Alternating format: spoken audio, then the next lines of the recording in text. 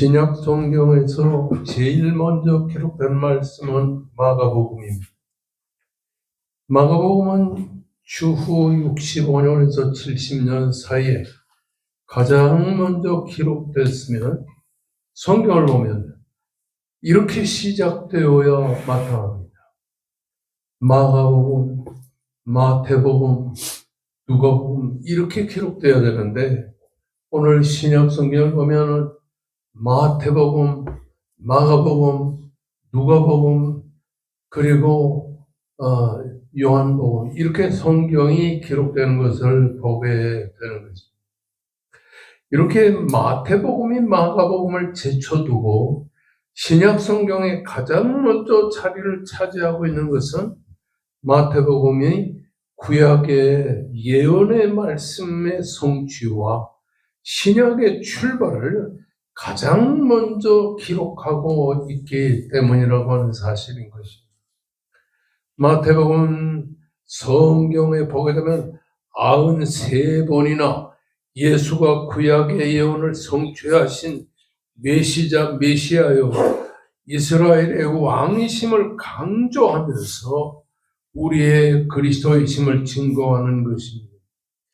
예수께서 구약에 나타나신 옛 언약과 옛 예언을 이루시고 새 언약을 주시는 메시아 그리스도이심을 우리에게 영원히 증거하고 있는 것을 볼 수가 있는 것입니다.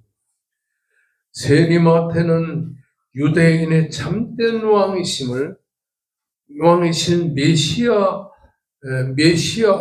예수 그리스도가 장차 이 세상에 오실 것이라고 하는 사실을 우리들에게 강조하고 있는 겁니다. 그대로 마태복음을 기록하면서 마태복음 1장 1절에 보게 되면 이렇게 기록하고 있습니다. 아브라함과 다윗의 자손 예수 그리스도의 족보라. 어떤 성경에는 예수 그리스도의 계보라 이렇게 기록되고 있는 것입니다. 마태가 마태복음을 기록할 당시에는 유대 회당파와 교회 간에 충돌을 많이 했습니다. 그래서 유대교와 기독교는 심각한 분열을 초래하고 있었던 것을 보게 되는 것입니다. 당시의 초대교회는 율법만을 주장하는 유대교와 기독교 간에 각종 갈등이 심화되어 있었습니다. 이로 말미암아 율법에 대한 오해가 증폭이 되었음으로 인해서 교인들의 참된 행동 기준이 무엇인가를 알기가 매우 어려웠던 것을 보게 되는 것입니다. 그러므로 마태는 예수 그리스도는 메시아요 참된 왕이라고 하는 것을 강조함으로 인해서 예수 그리스도의 메시아이심을 우리에게 보여주고 있는 것입니다. 그래서 마태복음은 예수님은 우리의 왕이시다.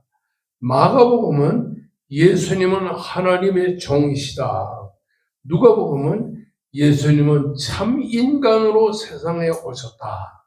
요한복음은 예수님은 하나님의 아들이시라고 하는 것을 우리에게 특별히 강조하고 있다고 하는 사실인 것입니다. 아브라함과 다윗의 자손 예수 그리스도의 계보라. 마태복음 1장 1절에서 그렇게 기록하고 있는데 세리마태가 예수 그리스도의 메시아 되심과 왕이 되심을 강조하는 것은 특별히 구약 성경의 창세기 11장 25절에서 창세기 25장 8절에 기록되어 있는 아브라함의 일대기 때문이라고 하는 사실인 것입니다. 이를 세분화되어 생각해 보게 되면 창세기 11장 25절 이후에서는 아브라함의 출생을 보여주고 있습니다. 창세기 12장 1절에서 9절의 말씀은 하나님이 갈대아 우에서 아브라함을 부르시고 가나안에 아브라함이 들어와 살도록 섭리하신 기사가 있습니다. 창세기 12장 10절에서 20절은 가나안에 기근과 고통이 있었으므로 아브라함이 애굽으로 내려가서 사는 기사가 기록이 되어 있고, 창세기 13장 1절에서 5절에서는 애굽에서 다시 나와 가나안 땅으로 들어가게 되는 아브라함의 생활이 쭉 기록되어 있는 것을 보게 되는 것입니다. 창세기 13장 1절, 6절에서 13절의 말씀 보면 아브라함과 롯이 갈라서게 되는 비결을 우리들에게 소개해 주고 있습니다. 창세기 13장 14절에서 18절은 아브라함이 축복받는 비결에 대해서 쭉 기록하고 있는 것입니다. 창세기 14장 1절에서 16절은 조카 롯을 전쟁에서 되찾아가지고 돌아오는 아브라함의 삶이 쭉 기록되어 있습니다. 그리고 창세기 14장 17절에서 24절 보면 그 돌아오는 아브라함을 축복하자는 멜기세덱의 아브라함을 축복하는 기사가 쭉 기록이 되어 있고, 창세기 15장 1절에서 21절은 아브라함에게 주신 하나님의 언약이 특별히 기록이 되어 있습니다. 그런가 하면 창세기 16장 1절에서 16절에는 하갈과 하갈의 몸에서 태어난 이스마엘에 대한 하나님의 축복이 기록이 되는, 창세기 17장 1절에서 28절에 보면 하나님의 언약이 쭉 거기에 기록이 되는, 그 언약의 내용을 보면 장차 아브라함의 아들 이삭을 통해서 하나님의 약속한 축복을 주시겠다는 내용을 기록하고 있는 것을 보게 되는 것입니다. 창세기 18장 1절에서 21절은 하나님의 아브라함의 아들 이삭을 통하여 하나님의 축복의 언약을 주실 것을, 창세기 19장 23절에서 29절은 롯의 아내가 소금 기둥이 되는 기사가 기록이 되어 있고, 창세기 20장 1절에서 18절은 그랄에 거주하는 아브라함을 하나님의 축복하시는 내용이 기록이 되어 나오는 걸 볼 수가 있습니다. 그런가 하면 창세기 20장 1절에서 18절은 그랄에 거주하는 아브라함을 축복한 하나님의 기사가 기록이 되어 있고, 창세기 21장 1절에서 7절은 아브라함의 아들 이삭의 출생과 그 이스마엘을 추방하는 기사가 기록이 됩니다. 그런가 하면 창세기 21장에서 8절에서 20절은 이스마엘에게 주신 하나님의 축복이, 창세기 21장 22절에서 34절은 부엘세바에 살고 있는 아브라함을 축복하는 하나님의 기사가, 그런가 하면 창세기 22장 1절에서 19절은 하나님이 아브라함을 시험한 내용이 기록되어 있고, 창세기 23장 1절에서 26절은 이 사라의 죽음과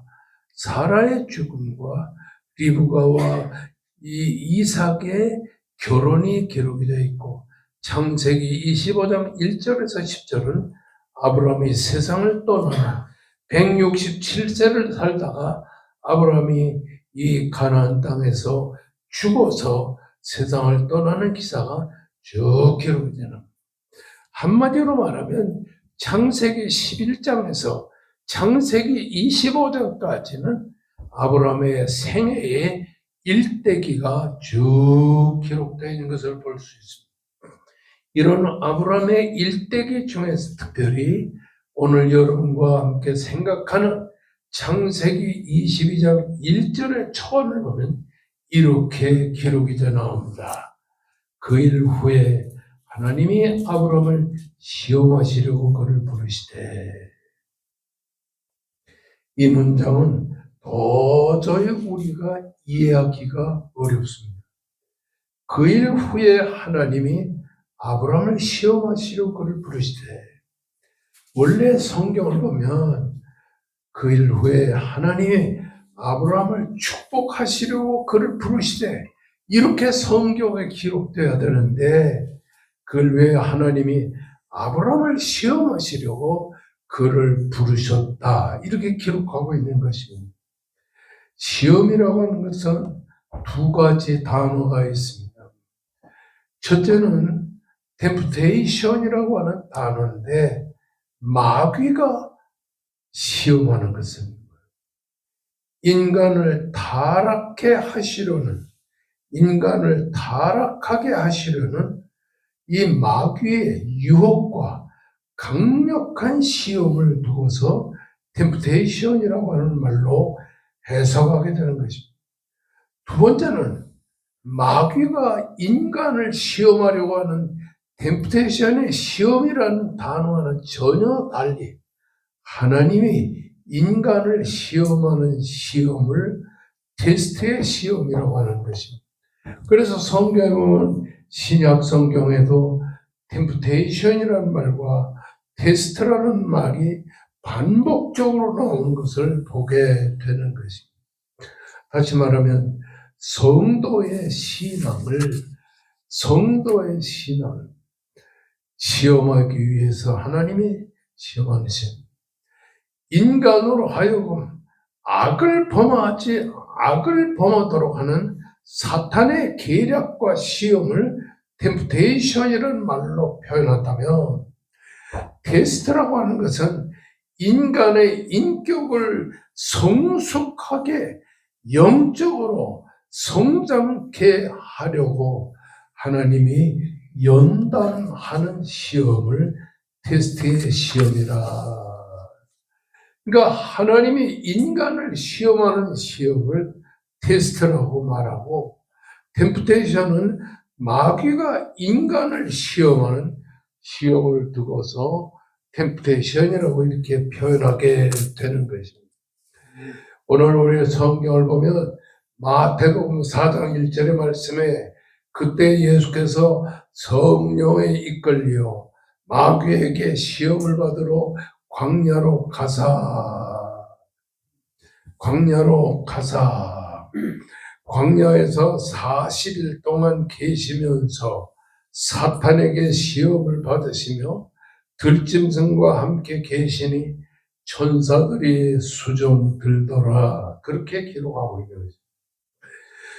이건 예수님 자신을 범죄케 하려고 하는, 다시 말하면 인간으로 하여금 악을 행하도록 하는 사탄의 계략을 템프테이션이라는 말로 표현한다면, 테스트의 시험은 하나님께서 인간을 강하고 순결하여 궁극적으로 승리케 하려고 하는 하나님의 테스트의 시험을 두고서 말하는 것입니다.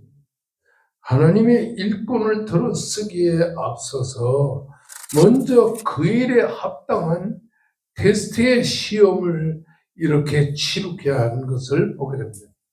그래서 마태복음 4장에 보면, 마태복음 4장에 예수님이 40일 동안 금식하신 후에 간절히 기도한 중에 돌로 똑똑이가 되게 하라. 마귀가 예수님을 시험하는데, 이것은 물질적인 문제를 가지고 예수님을 시험하는 것을 말합니다.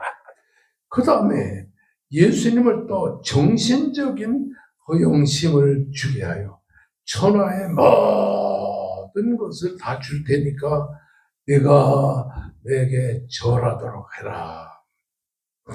이건 메시아의 권위를 시험하는 사탄의 괴계를 말하는, 물질적으로 영적이요 신앙적인 문제를 가지고 예수님의 순결성을 시험하는 이 시험이 3번 나오게 되는 것입니다. 여러분, 우리는 이런 마태복음 4장에서 사탄이 예수님을 시험하는 것은 물질로, 정신적인 허영심으로, 그리고 영적인 신앙의 문제를 가지고 이렇게 예수님을 시험하는 이런 시험을 보게 되는 것입니다. 근데 우리가 여기서 중요한 것은 마태복음 4장에도 마귀가 예수님을 시험했다, 그런 기사가 나오는데, 오늘 창세기 12장 1절을 보면 하나님께서 아브라함을 시험하려고, 이게 성경에는 예수님을 시험했다는 기사와 그리고 아브라함을 시험했다는 기사가 쭉 나옵니다. 우리는 아브라함을 부르신 하나님을 보게 됩니다. 창세기 12장 1절 이후에 보면 아브라함이 갈대아 우르에 살고 있는 아브라함을 불렀어요. 내가 너를 부르노라. 이렇게 불렀어요. 그리고는 네 친족과 네 아비집을 떠나 내가 네게 줄 땅으로 가라. 우리는 그것만 생각합니다. 하나님이 불러서 갈대아 우르에서 불러서 아브라함을 가나안 땅으로 인도하시는 그리고 그를 축복하는 그 내용에 대해서만 우리가 생각할 수 있는 것입니다. 그래서 성경에 보면 창세기 12장 4절에 보면 아브라함이 여호와의 말씀을 따라갔다. 이렇게 우리가 생각하게 됩니다. 가나안 땅에 들어오기 전에 갈대아 우르에서 하나님의 아브라함을 불렀어요. 내가 네게 지시할 땅으로 가라. 내가 네게 보여줄 땅으로 가라. 그래서 하나님이 아브라함을 부르신 그 부름에 따라서 아브라함은 하나님의 부르심을 받고 하나님의 축복을 받으면서 이 세상을 살았는데 이런 하나님의 부르심과 축복에 대해서 아브라함은 여호와의 말씀을 따라갔고 대개 우리는 그렇게 생각을 합니다. 그래서 우리가 세상을 살면서 하나님이 예수를 믿지 않고 세상적으로 살아가는 우리들 하나님이 부르시고 부르신 우리들을 예수 믿으면 축복해 준다는 이런 기사만 우리가 생각할 수 있는 것입니다. 그런데 하나님은 그런 아브라함을 부르시고 하나님을 믿게 하시고 그리고 가나안 땅으로 들어오게 하시고 그런 아브라함을 큰 축복으로 베풀어 주신 줄로만 우리는 생각하는데 오늘 본문의 말씀은 뭐라고 그러냐니 그 다음에 아브라함을 시험하시려고 아브라함을 부르셨다. 이런 성경에 보면 메시아의 사상을 우리가 생각하는 예표를 보게 됩니다.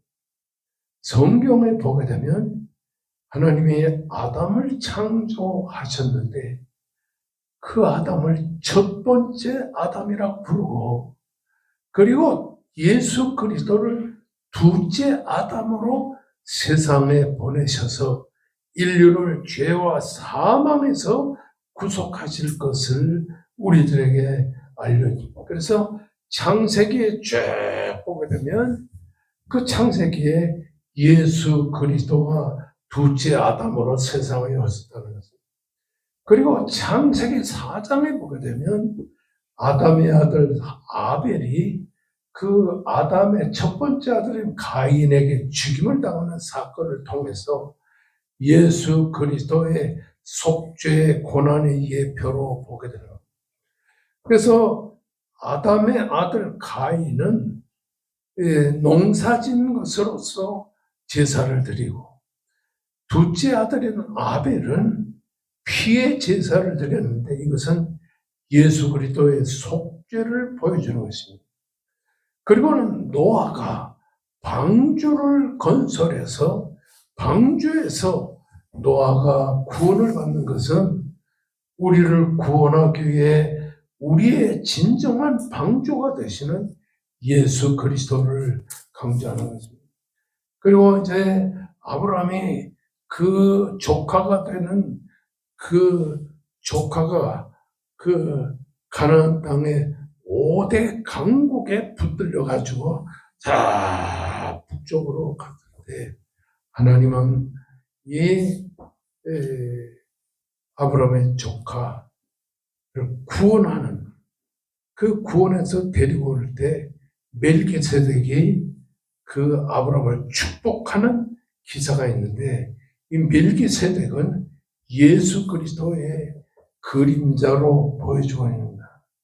그 다음에 야곱의 그 창세기 28장에 보게 되면 야곱이 하늘에서부터 쭉 내려온 사닥다리를 통해서 하나님과 교통하는데, 이 사닥다리는 바로 예수 그리스도의 존재를 우리에게 강조하는.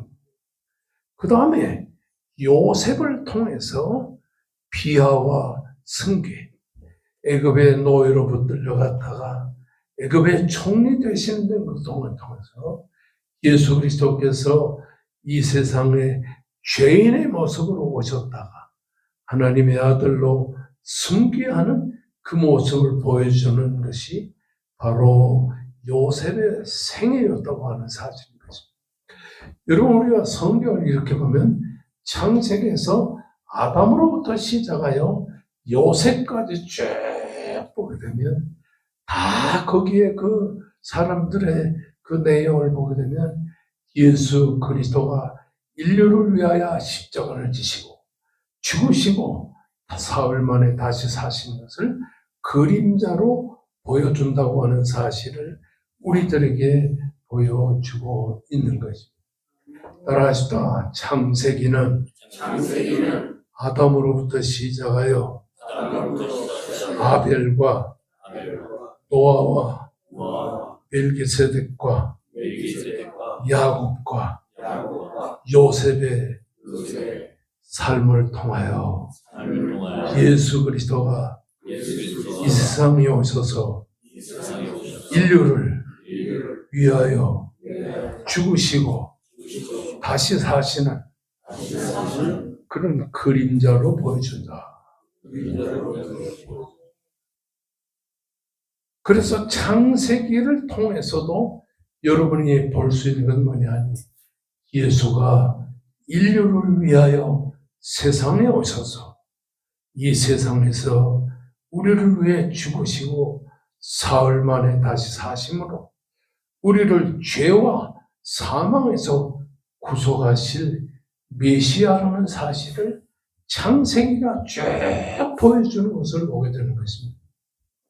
특별히 오늘 창세기 22장의 말씀을 보면 그 후에 하나님이 아브라함을 시험하시려고 그를 부르시되, 여기에 아브라함을 시험하신다고 하는 내용이 템프테이션이라고 하는 말과 테스트라는 말로 표현하고 있는데, 템프테이션은 인간을 시험하여 망하게 하시려고 하는 사탄의 시험과 유혹을 강조한다면, 여기에 테스트의 시험은 뭐냐면 하나님이 인간을 시험하시려고 하는 이 시험은 뭐냐면 인간의 순종과 인간의 진정한 하나님을 향한 믿음을 보시려고 하는 하나님의 시험이라고 하는 말이에요. 그 일 후에 하나님이 아브라함을 시험하시려고 하나님이 갈대아울에서 살고 있는 아브라함을 불러내시고 그를 축복하시고, 그만하면 그것으로서 아브라함의 신앙은 대단한 신앙이 아니에요. 그런데 22장에 보면 1절에 하나님이 아브라함을 시험하시려고 그를 부르셨다. 아브라함아, 하나님이 부르시니까 내가 여기에 있나이다 하고 아브라함이 대답을 했어요. 무슨 일에서든지 하나님의 말씀을 청정하면서 살아가야 되겠다는 아브라함의 결의에 찬 이런 응답이 내가 여기에 있나이다 이 말이라고 하는 사실입니다. 이것은 하나님 앞에 사는 삶, 코람 데오.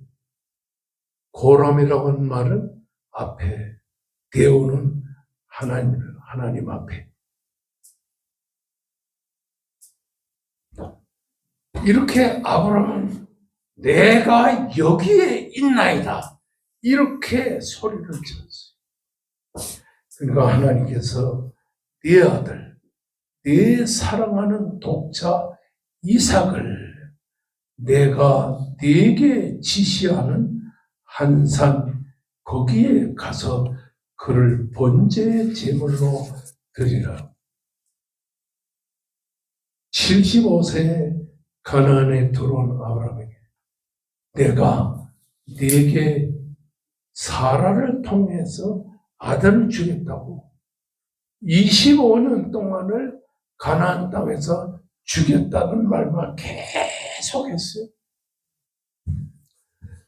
그런데 참 우리가 로마서 4장에 보면 아브라함의 몸이 죽은 것 같은, 사라의 태가 죽은 것 같음을 알 그때에, 다시 말하면 아브라함이 100세가 되었고 사라가 90세가 되었을 때 하나님은 아브라함에게 25년 만에 하나님께서 아브라함에게 아들 이삭을 낳게 해 주셨어요.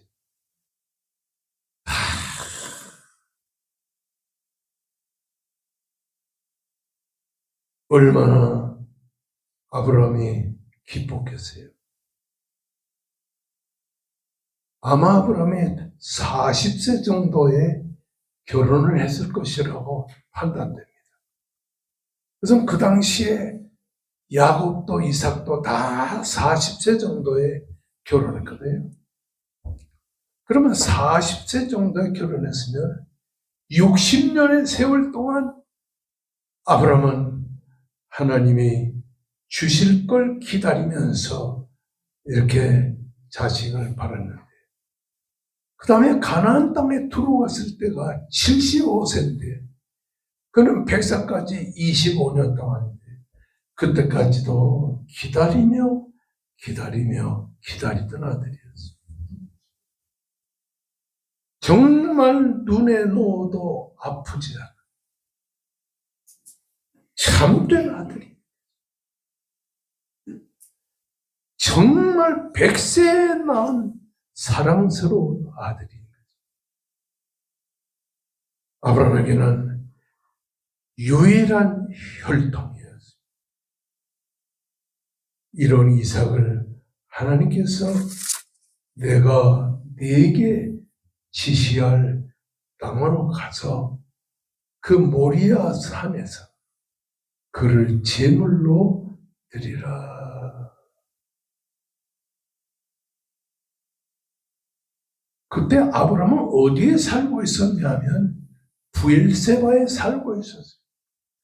가나안 땅 남쪽에 살고 있었어요.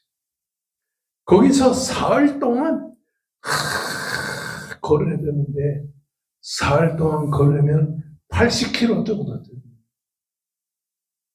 근데 그 모리아 땅에서, 가나안 땅에서 모리아 땅, 모리아 산으로 가는 길에는 나무가 없었습니다.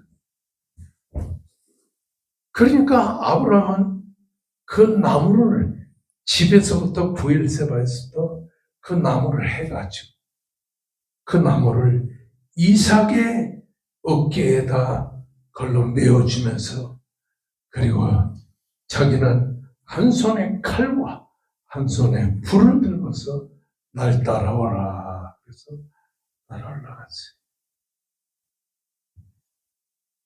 하나님은 내가 네게 일러준 한 산 거기서 네 아들 이삭을 하나님께 바치라. 100세에 난 이삭이야. 도저히 이해할 수 없는 하나님의 명령. 이것은 아브라함에게 있어서는 절대적인 시험이었다는 사실.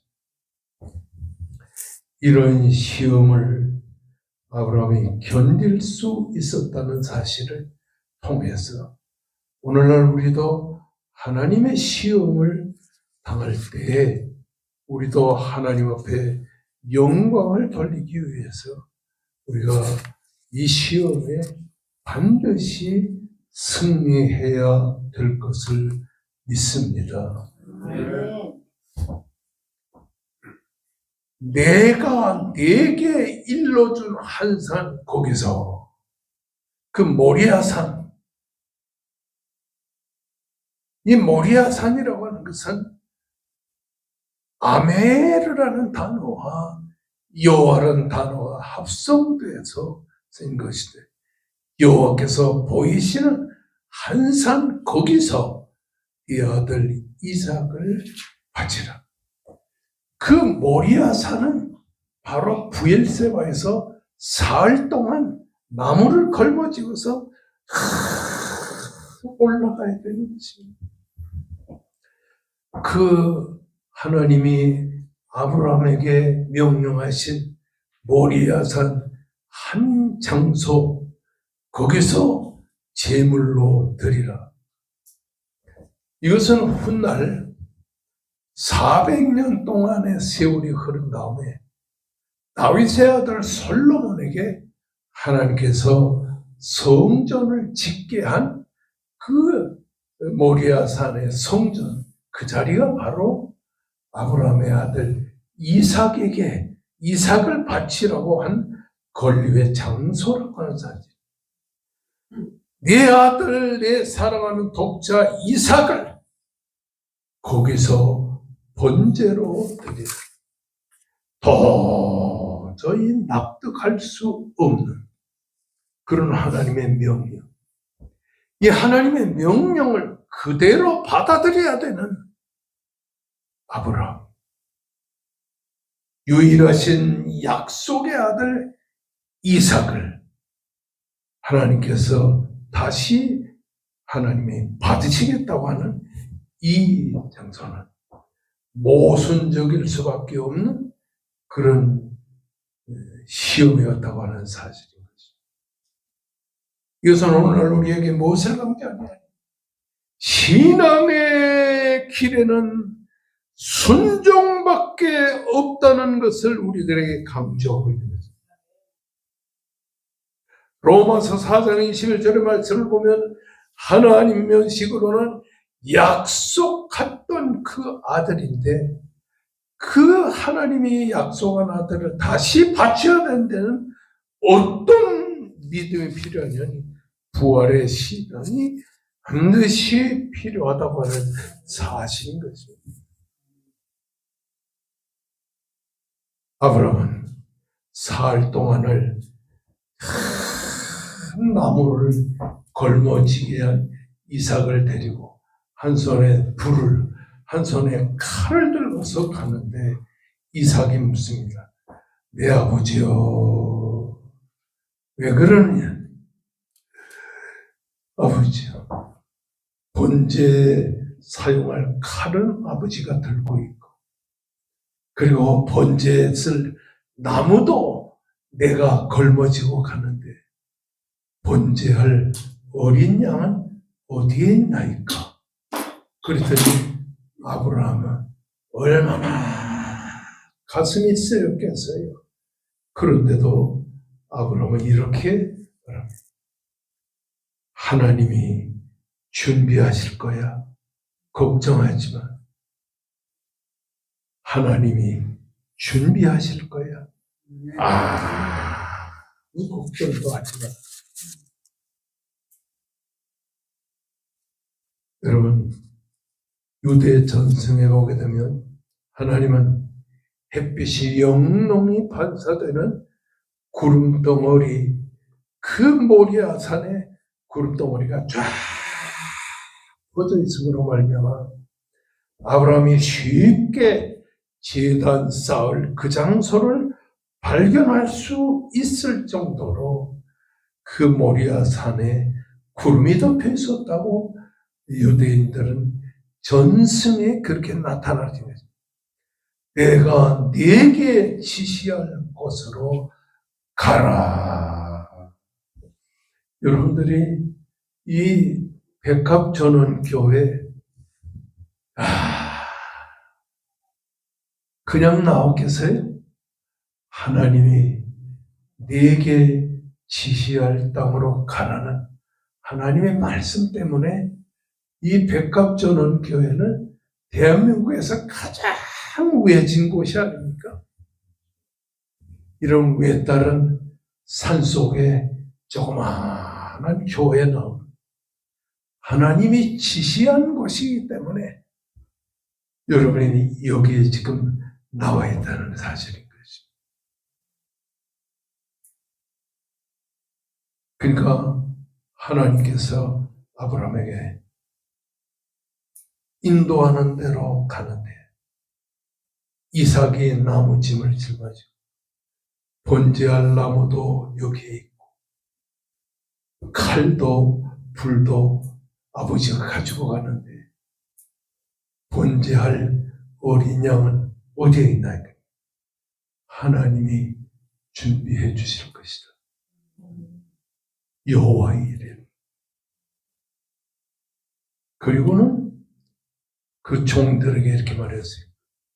내가 이 아들을 데리고 저 하나님이 준비해 놓은 저 산으로 와서 제사를 드리고 너에게로 다시 올 것이다. 근데 우리 성경에는 그렇게 되어 있지만은 성경에는 히브리 성경에는 그렇게 안 됐다. 뭐라고 그러냐니 우리가 너에게로 돌아오리라. 우리나라 성경에는 너에게로 돌아오리라 그랬는데 히브리 성경에는 우리가 너에게로 돌아오리라. 이 문법적으로 보면 1인칭 복수예요.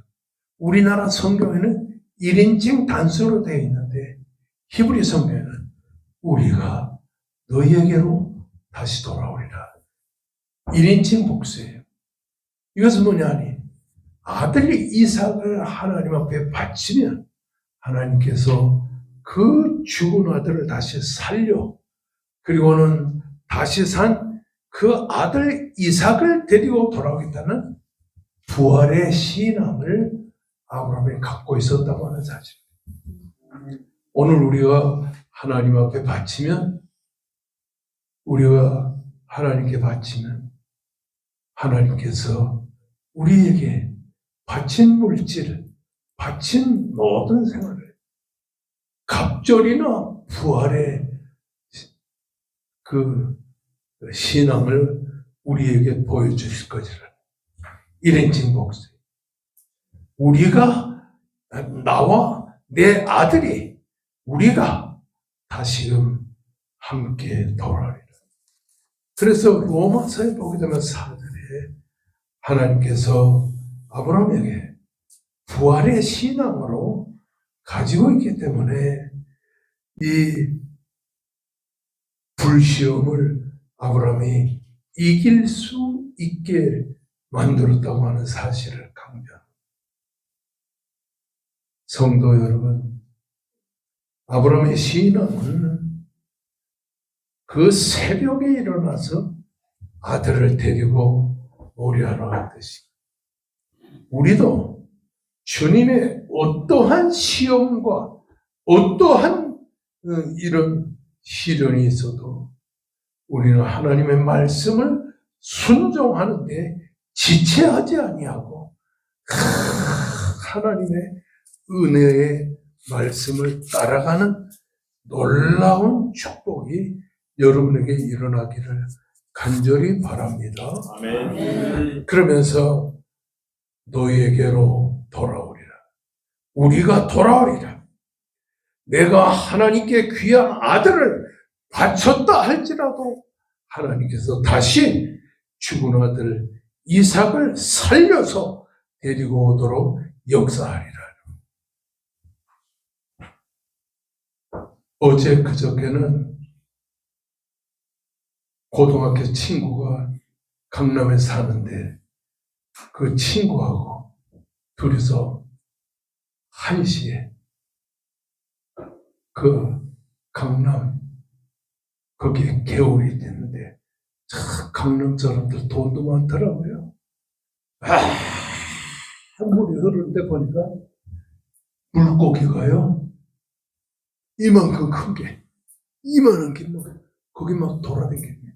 거기에 간판에 뭐라냐니 먹을 것을 주지 마세요.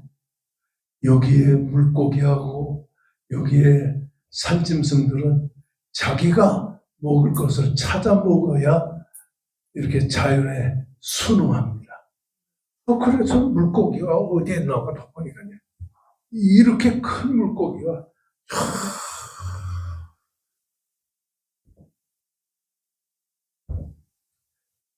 1시간 반 동안요 옷도 변변에 입지 않고 그냥 갔는데요. 추위에 떨면서 1시간 반 동안 그 양재천 있는 곳을 1시간 반 동안 걷고는 음식점에서 음식을 먹었어요. 그 고등학교 친구는 아버지가 목사님이었는데 평양신학교를 졸업하고 목사가 됐는데 전 재산을 다 해가지고 그 장로의 신학교에 자기 아버지 기념 예배당과 도서관을 짓는데 50억 넘는 전 재산을 다 바쳤어요.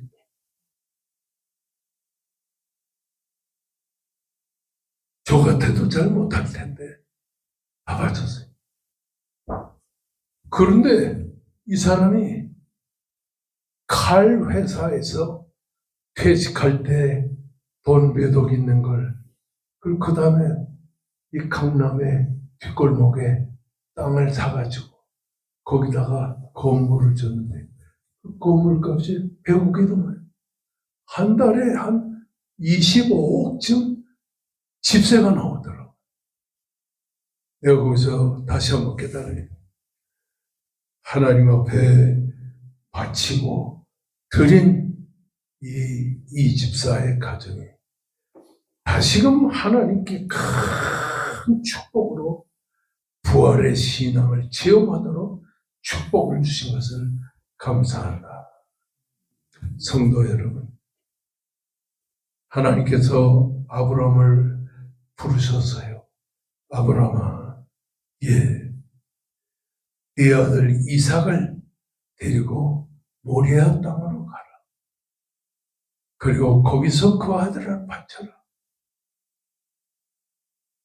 견딜 수 없는 시험이지만 하나님은 이런 아브라함의 신앙을 시험하여 연단하시려고 그에게 아들을 바치도록 섭리하신 섭리.